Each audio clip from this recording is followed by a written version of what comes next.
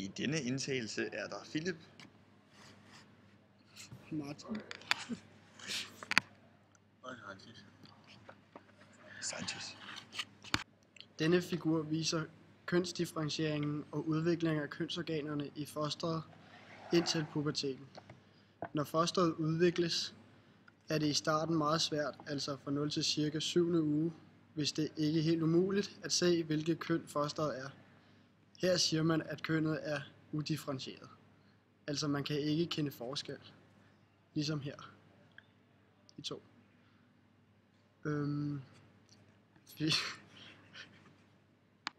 Fra 7. til 8. fosteruge, altså de her 4 her, når begynder man at kunne se fosterets køn. Her udvikler drengen sædkanaler, penis og pung. Herudover bliver anlæggene til æggelederne degenereret, som man kan se heroppe. Og pigen udvikler livmoder, æggestokke, æggeleder. Jamen det var omvendt. Heroppe der det er pigen, der degenererer anlæg til sædceller, og hernede der er drengene, der degenererer anlæg til æggeleder.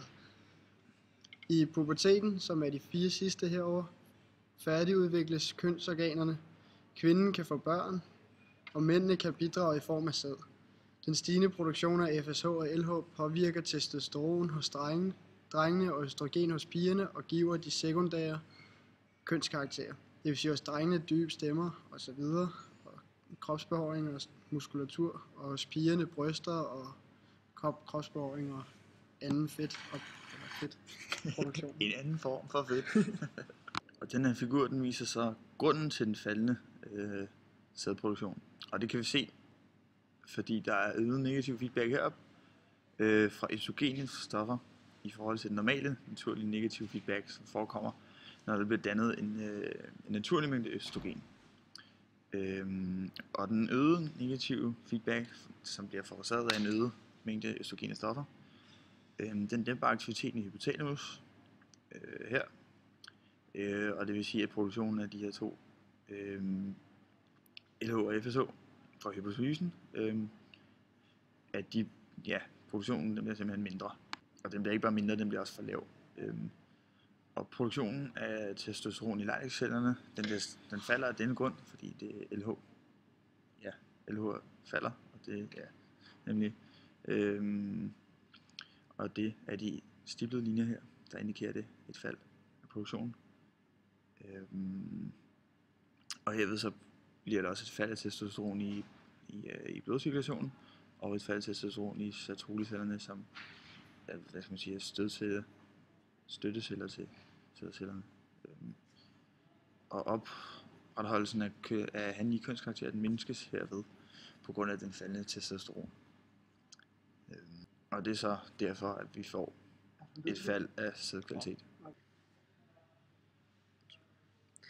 Så har vi så figur 3, som viser de østrogene stoffers påvirkning i den mandlige kønsudvikling. Det er bare princippet er ens i de to i den anden figur. I den anden figur. Okay, princippet er ens i den anden figur. Østrogenlignende stoffer binder sig til receptorer i hypotalamus, hvorved udskillelsen af FSH og LH fra hypofysen falder. Den faldende FSH-produktion forårsager et fald i dannelsen af